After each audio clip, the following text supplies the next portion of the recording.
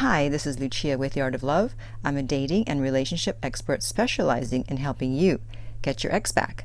And welcome back, No Contact Army. I trust that you have stayed in no contact. But if you haven't, then you will be happy to know that the topic this week is, will no contact work a second time? Yes. And if you too would like to enlist in the No Contact Army, all you have to do is hit the subscribe button. And if you would like to read the No Contact Army manual, go to nocontactsecrets.com. The link is below, and you can read 2 free chapters before deciding whether you want to purchase it. So, if you are in no contact, you know that it's very difficult to do, and some people find it impossible. And most people will end up breaking no contact or being tempted to break it, or respond to a text or call that was significant or they thought was significant, only to find out their ex isn't trying to get back together, so they go back into no contact a second time, or a third time, or a fourth time, or a fifth time? Hopefully not. So first, let's define what I call the no contact rule and how to do it effectively, since there are a lot of versions of the no contact rule floating around the internet. So my definition is that you never reach out to someone when they've broken up with you unless you cheated on them or you took them for granted. And I've done a video on this topic called the 2 exceptions to the no contact rule.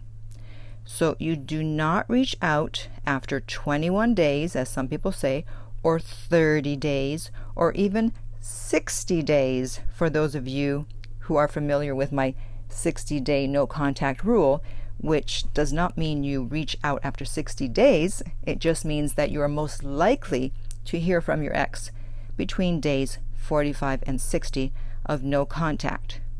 So you never reach out, and you only respond if they say something significant.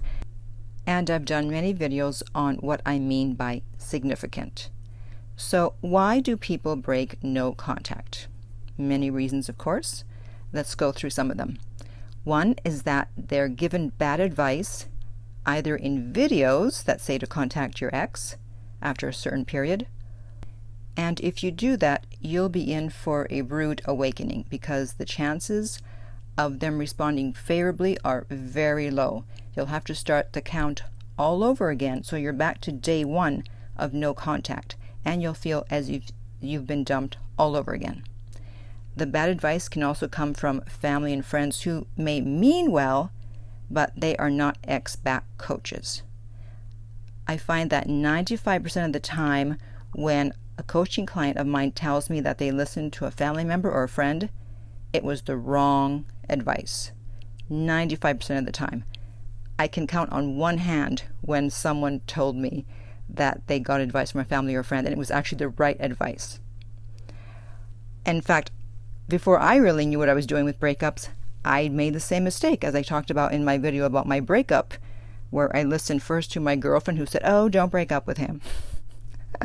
And then when I did keep hearing from him for over 2 months, and he left a message saying that he wanted to be friends, I let my friend talk me into contacting my ex, because he said, "Oh, well, maybe he's just using that as an excuse to get back together. He's pretending that he wanted to be friends." But no, he actually just wanted to be friends. So luckily for me, I was able to use that as a learning experience and pass it on to you. I was able to turn lemons into lemonade, but not everyone is obviously going to be able to do that. Another reason people break no contact is because they've been drinking. And this causes you to do things you normally would not do, such as drunk dialing and drunk texting. Or you may feel lonely. Your ex was a big part of your life. You obviously miss them, and you want that dopamine hit to momentarily feel better. So you just go ahead and break no contact. Especially if you've been triggered. So you saw something on their social media, or you heard from mutual friends or someone, and it looks like they are moving on or that they won't be contacting you anytime soon, you reach out thinking that you're going to stop them. Whatever they're doing, you're going to stop them. Yeah, sorry, you don't have that power right now. It's not going to happen. And then finally, your attachment style plays a big part in whether you're going to break no contact or not. If you're an avoidant, then no contact is a walk in the park. And if you have a secure attachment style, then you also most likely will not break no contact. However, for those of you who have an anxious attachment style, then you are the ones who are most likely to break it. And you obviously need to work on that, or you will continue to sabotage your relationships. So I suggest therapy if you can do it, and at the very least get the book Attached, which talks about attachment styles, and I will place the link below.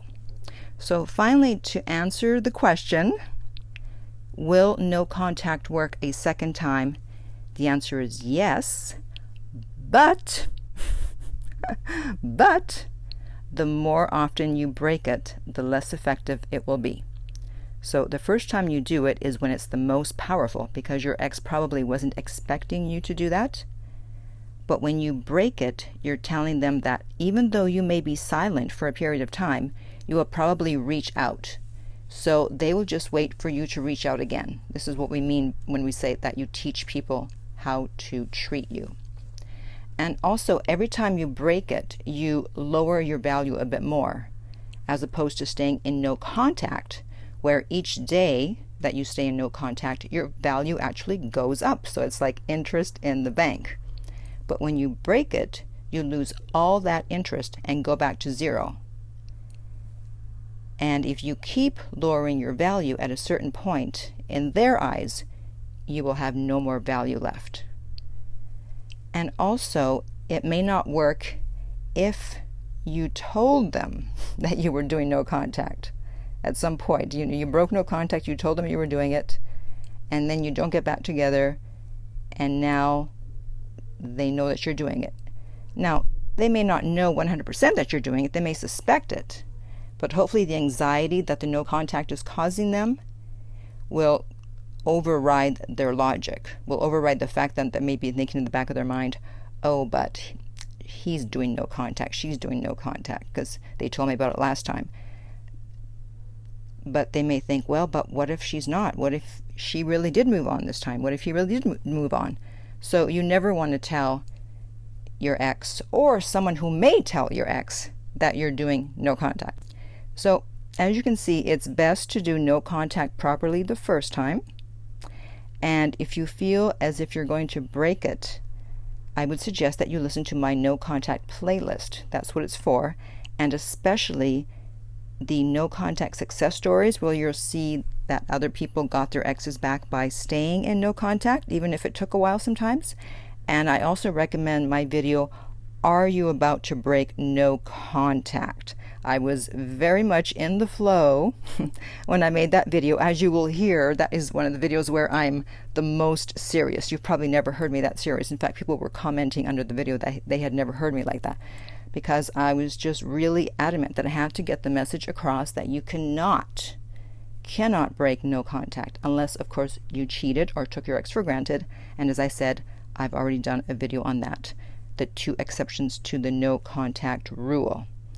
All right, so I would like to hear from you below, and let me know how many times you've broken no contact, or if you haven't broken it at all. That would be great if you haven't broken it at all. So I'd like to hear from everyone. Whether you broke it or not, let's hear it. And in the meantime, if you would like to help, to get my help, to help you to stay in no contact and to get your ex back, you can contact me at theartoflove.net to find out about the coaching rates. And if you're listening on YouTube, remember to like, subscribe, and share so that we can help other people find my videos and stay in no contact. If you're listening on iTunes, I would appreciate if you would rate and review the podcast. And finally, remember that love inspires, empowers, uplifts, and enlightens.